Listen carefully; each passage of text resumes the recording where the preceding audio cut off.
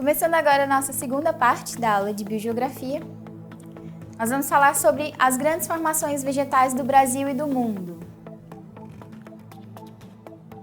Aqui, como vocês podem observar nesse mapa, nós temos aqui os continentes e aqui as formações florestais, que a gente pode perceber que, como eu já tinha falado antes da deriva continental, que uma das evidências que nós tínhamos da deriva continental seria essa semelhança nas formações florestais dentro dos continentes que estariam interligados na Pangeia. Como nós podemos observar, as florestas tropicais, elas aqui no continente da América do Sul e aqui no continente africano e aqui na Ásia, elas estão inseridas na mesma zona, na zona tropical, e por isso vocês podem observar formações florestais semelhantes. Como formações florestais, nós temos as savanas, que no Brasil nós chamamos de cerrado, e os desertos absolutos, o chaparral, nessas pequenas regiões aqui e aqui em cima. Os campos de regiões temperadas, que são essas regiões acima e abaixo dos trópicos. As florestas temperadas também, acima e abaixo dos trópicos. As taigas, as tundras, ártica e alpina. E existe uma teoria do gradiente latitudinal. Aqui nós estamos usando para exemplo um mapa de gradientes latitudinais de diversidade usando espécies de plantas vasculares. Mas dá para exemplificar essa teoria do gradiente latitudinal, onde na zona tropical a diversidade ela é muito maior do que nas zonas temperadas e nas zonas polares. Aqui, por exemplo, essa maior diversidade é devido às características climáticas que favorecem uma maior variabilidade de ambientes e que permite que essas espécies consigam colonizar esses locais e se manterem. Então, continuando, essas áreas, também além dessas áreas de gradiente latitudinais, nós temos as áreas de endemismo e os hotspots de biodiversidade. As áreas de endemismo são áreas onde algumas espécies podem ser encontradas somente nesse local. Aqui nós temos um mapa, com todos os continentes, mostrando em vermelho todos os hotspots que nós temos até hoje, com um dado de 2005, na verdade. Entretanto, nós podemos observar bem aqui que na América do Sul, especificamente no Brasil, nós temos dois hotspots. No caso, a Mata Atlântica e o bioma cerrado. Mas o que seria esse hotspot? O que seria isso? Hotspot é toda a área prioritária para conservação, isso é, de alta biodiversidade e ameaçada no mais alto grau.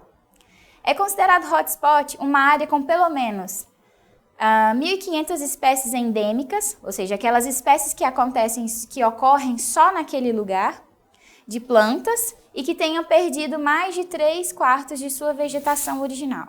Depois dessas espécies de plantas, entre as espécies dos animais e de outros organismos. No Brasil, nós temos os biomas brasileiros. O bioma é uma característica de um ambiente que tem a vegetação característica e que ela se diferencia de outros ambientes. No caso, nós temos a floresta amazônica, o bioma cerrado, o bioma pantanal, a caatinga, a Mata Atlântica e os pampas. O bioma cerrado atualmente tem chamado muito a atenção por ser um bioma que é muito rico em biodiversidade, além de ser um hotspot de biodiversidade por passar por grande ameaça de extinção. O cerrado hoje, ele ocupa, de toda essa extensão, ele possui apenas menos de 20% da sua vegetação original, e isso é uma das características que faz ele ser classificado como hotspot de biodiversidade.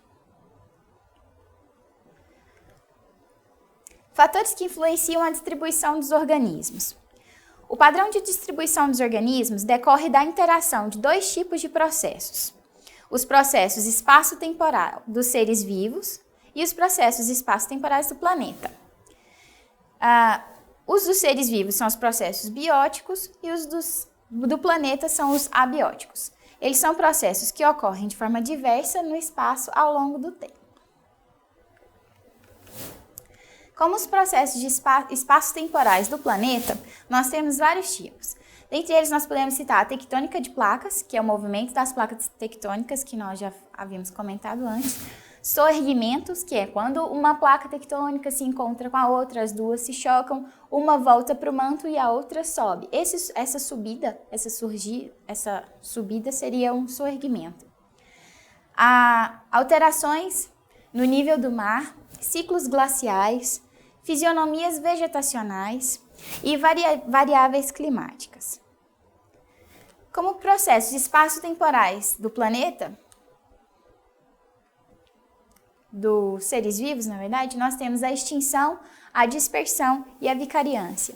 A extinção é um processo em que a população é dividida devido a um evento de extinção central que mantém isoladas as populações restantes, da forma que acabam sofrendo especiação por quebra de fluxo gênico.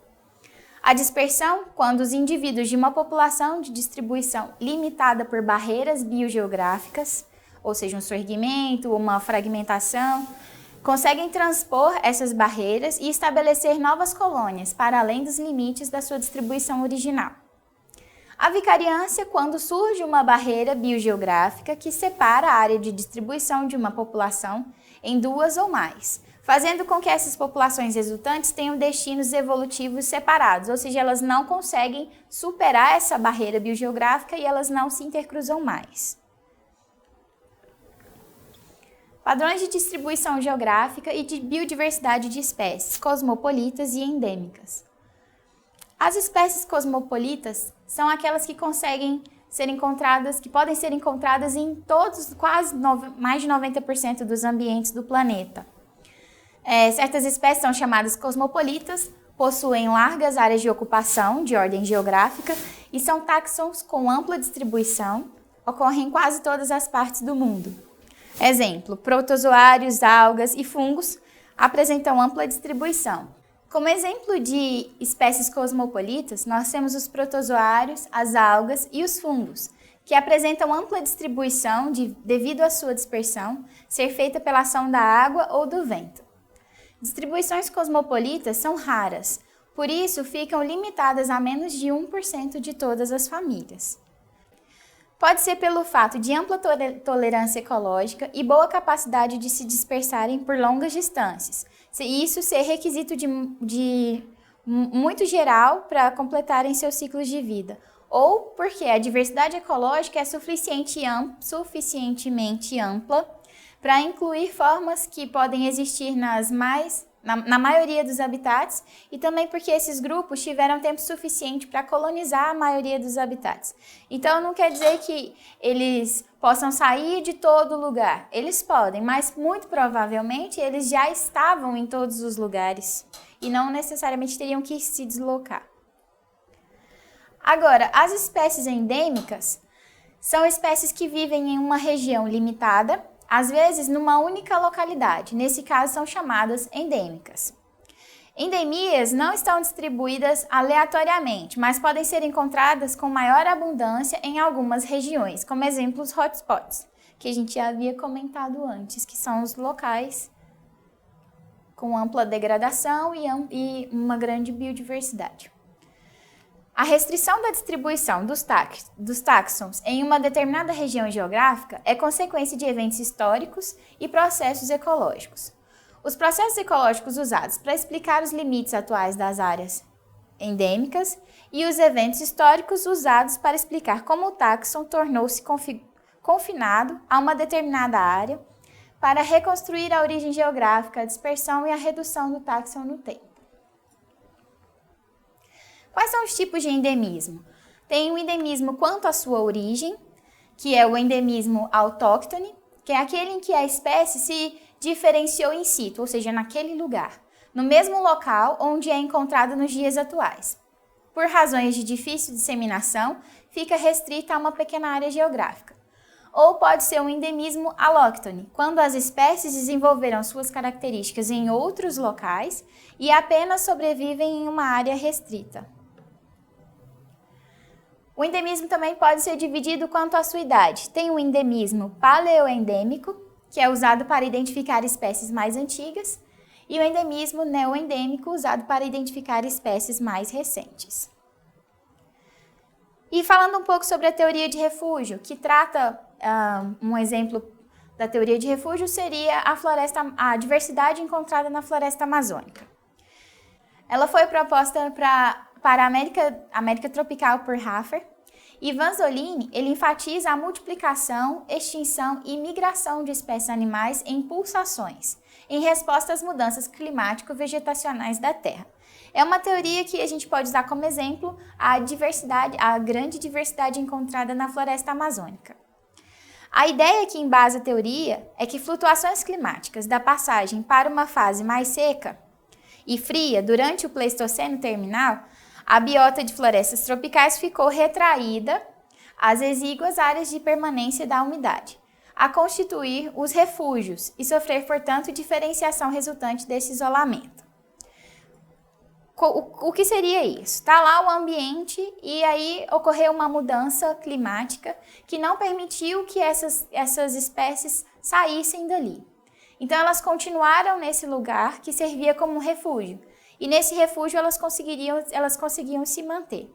E quando ocorre a expansão dessas manchas florestadas tropicais, em consequência do retorno da umidade e do tipo climático que se impôs ao final do período seco e mais frio, deixou setores de maior diversidade e endemismo como evidência dos refúgios que atuaram no Pleistoceno terminal.